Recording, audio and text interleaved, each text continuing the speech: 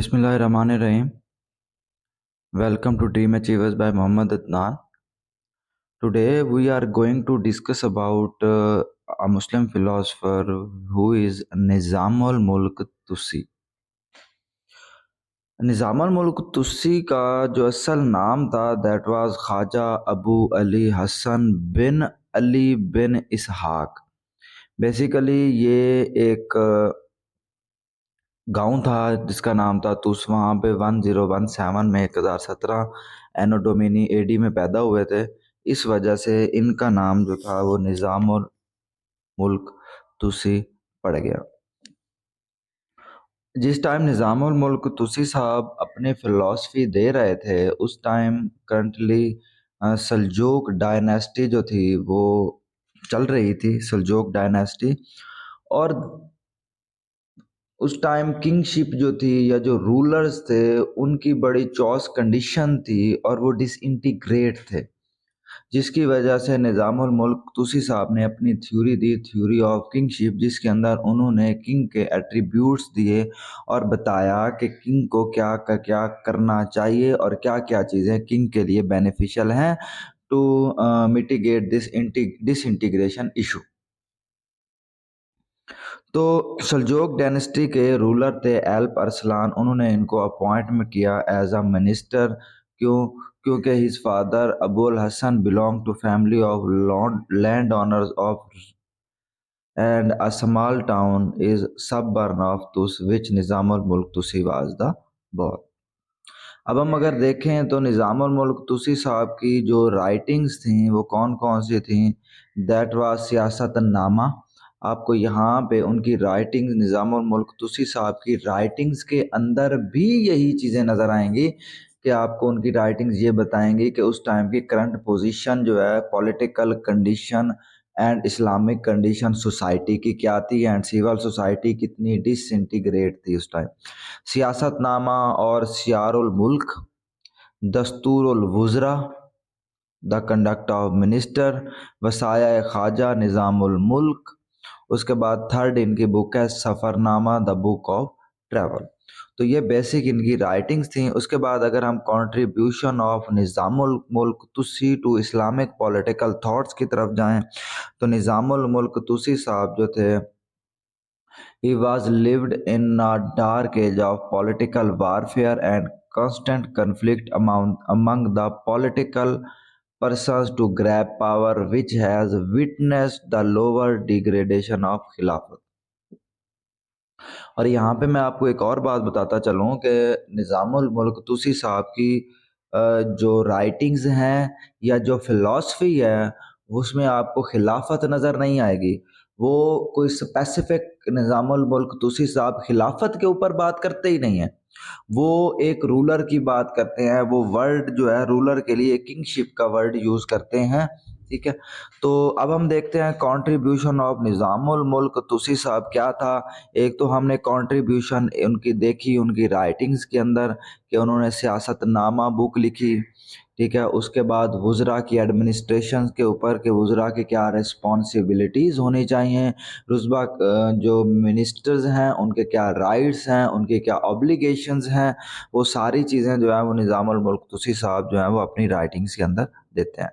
अब यहाँ पे हम आके डिस्कस करते हैं निज़ामुल मुल्क तुसी साहब की थ्योरी ऑफ किंगशिप। अच्छा, अब तुसी साहब जो है वो किंगशिप की थ्योरी देते क्यों हैं? तुसी साहब served many Kings and he profoundly studied the monarchial system of government developing under aristocratic rule of Prince.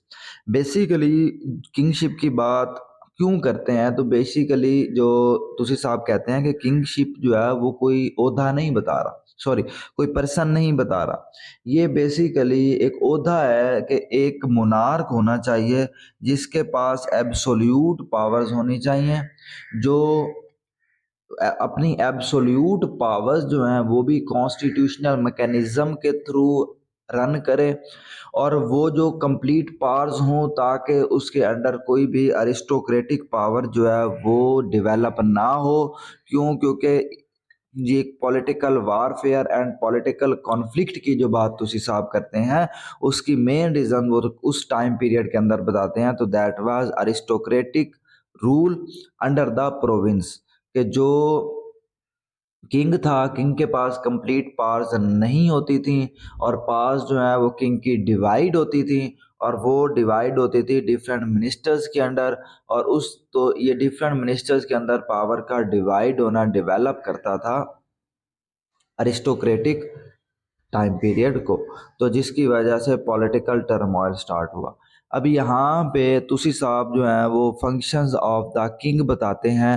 According to Nizam al-Mulk Tusi, the essential functions which the king to fulfil in a human society are the following.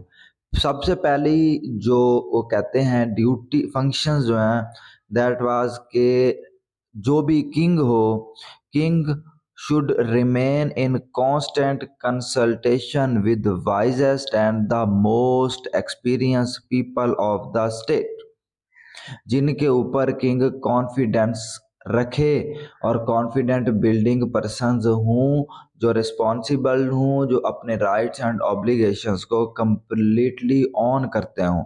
تو وہ نظام الملک پہلا function یہ بتاتے ہیں۔ اس کے بعد نظام الملک توسی صاحب کہتے ہیں تو ultimate object to which the king must canalize his energy and initiative for the maintaining peace and order in the state۔ First responsibility کہ وائز لوگوں کے پاس بیٹھے تاکہ نیو آئیڈیاز آئیں، انٹرپرنور چیزیں جو ہیں وہ ڈیولپ ہوں، ٹھیک ہے، اور ان کی جو نالج میں اضافہ ہو کنگ کے ایکسپیرینس کے اندر۔ اس کے بعد وہ کہتے ہیں کہ میجر رسپانسبلٹی جو ہے وہ ان کی پیس اینڈ جو سوسائٹی کے اندر جو ہے law and order and peace and order کی سچویشن کو کریٹ کرنا ہے۔ اور دوسری بات نظام الملک توسی صاحب کی پوری پالیسی کے اندر آپ کو سول سوسائٹی کے رائٹس ہی نظر آئیں گے۔ کیونکہ سول سوسائٹی کے رائٹس صرف ان کی پالیسی فلاسفی کے اندر کیوں نظر آتے ہیں؟ کیونکہ اس ٹائم کے اندر جو سول سوسائٹی تھی وہ ہی ٹرموائل کی سچویشن پہ گزر رہی تھی۔ اس کے بعد توسی صاحب کہتے ہیں a king must issue an instrument of instruction to all his subordinate officer and governor of the state who was going to treat the people well۔ کیا توسی صاحب کہتے ہیں کہ جس طرح کرنٹلی سوسائٹیز کے اندر ایک سمن جاری ہوتا ہے، گورنمنٹ ایک سمن جاری کرتی ہے، تو توسی صاحب کہتے ہیں کہ جو کنگ ہے وہ ایک سمن جاری کرے ان سارے آفیشلز کو، ہر وہ آفیشل جو public directly and indirectly public dealing کے ساتھ انوالو ہے، ان کو ایک سمن جاری کرے، اور اس سمن میں کیا ہو کہ وہ لوگوں کے ساتھ بہتر رویے کے ساتھ اور گڈ بیہیویئر اینڈ گڈ ایٹیچیوڈ کے ساتھ اینڈ ہیلپ فل ایٹیچیوڈ کے ساتھ رہیں۔ اس کے بعد نظام الملک توسی صاحب کہتے ہیں king or prince must work for the collective good of his people so that an era of prosperity and progress may develop۔ تو کیا کرے کہ کنگ اور جو پرنس ہے وہ کلیکٹیو گڈز، مطلب اس کے لیے جو ہم بات کرتے ہیں گڈ فار آل، جو ہے جو کلیکٹیو انٹرسٹ ہے یا میجورٹی کا انٹرسٹ ہے اس کے اوپر ورک کرے، تاکہ سب کے اندر، اگر یہ پرسنل انٹرسٹ یا انڈیویجول انٹرسٹ کے اوپر کام کریں گے تو سوسائٹی کے اندر کبھی بھی پراسپیرٹی اینڈ پروگرس نہیں ہوگی۔ اس کے بعد نظام الملک توسی صاحب اپنے نیکسٹ پوائنٹ کے اندر کہتے ہیں، اور یہ اب تک انہوں نے جو ہے وہ بتائے کہ پرنس کو کیا کرنا چاہیے، اب وہ اپنے فنکشنز کے اندر کیا بتائیں گے کہ لوگوں کو پرنس کے ریگارڈنگ کیا کرنا چاہیے۔ پہلے انہوں نے پرنس کی اوبلیگیشنز بتائیں، اب وہ پرنس کے رائٹس یا کنگ کے رائٹس بتا رہے ہیں، اور وہ کہتے ہیں great emphasize on the obedience as the most essential duty of the people toward the ruler، کہ جو بھی لوگ ہیں ان کی سب سے پہلی ڈیوٹی یہ ہے کہ وہ اپنے رولرز کی ہر بات کو مانیں۔ اس کے بعد وہ کہتے ہیں کہ blindly the people must blindly obey every order and instruction of the prince without questioning۔ کیونکہ توسی صاحب کہتے ہیں کہ جو بھی کنگ بنتا ہے اللہ تعالیٰ جو ہے گاڈ جو ہے وہ ان کو اسپیشل پاورز دیتا ہے اپنی چیزوں کو اس کنٹری کو ڈیولپ کرنے کے لیے اور ان چیزوں کو بہتر کرنے کے لیے، لوگوں کے ریگارڈنگ رائٹس اینڈ آبلیگیشنز کو اکمپلش کرنے کے لیے. تو جن کو اللہ جو ہے وہ ترقی دے رہا ہے، اور جس کو اللہ پاور دے رہا ہے، اور جس کو اللہ عہدہ دے رہا ہے، تو لوگوں کو بھی چاہیے کہ وہ اللہ تعالیٰ کی اس رضا کے اندر اور اللہ تعالیٰ کی اس جو انہوں نے ڈیسیژن کے اندر جو ہے اس کو بلائنڈلی اوبے کریں. اور اس بلائنڈلی اوبے میں کیا ہے کہ وہ جو کنگ ہے اس کے سارے آرڈرز کو بلائنڈلی فالو کریں. اس کے بعد تسی صاحب کہتے ہیں believe that king is endowed by God with wisdom and the knowledge, جو میں نے آپ کو پہلے بات کر لی. تو یہاں پہ بات یہ آتی ہے کہ جو توسی صاحب ہے treat prince as divinely appointed ruler, کہ جو رولر آیا ہے اس کو اللہ تعالیٰ کی طرف سے جو ہے عہدہ اور اپوائنٹمنٹ اور ریسپیکٹ ملی ہے. تو ہیومن کو چاہیے کہ جسے اللہ ریسپیکٹ دے رہا ہے تو اسے ہیومن بھی ریسپیکٹ دیں. اور اس کے بعد دوسری بات کرتے ہیں کہ ان لمیٹڈ پاس جو ہیں وہ ایک کنگ کے پاس ہونی چاہیے، تاکہ وہ ایرسٹوکریٹک جو ایشوز ہیں وہ نہ پیدا ہوں، اور وہ اپنی پاس کو بہتر طریقے سے انڈیویجولی یوز کر سکے، اور لوگ جو ہیں لوگوں کے اوپر فرض ہو جائے، اوبلیگیٹ ہو جائے کہ وہ ان پاس کو کمپلیٹلی اینڈ بلائنڈلی فالو کریں.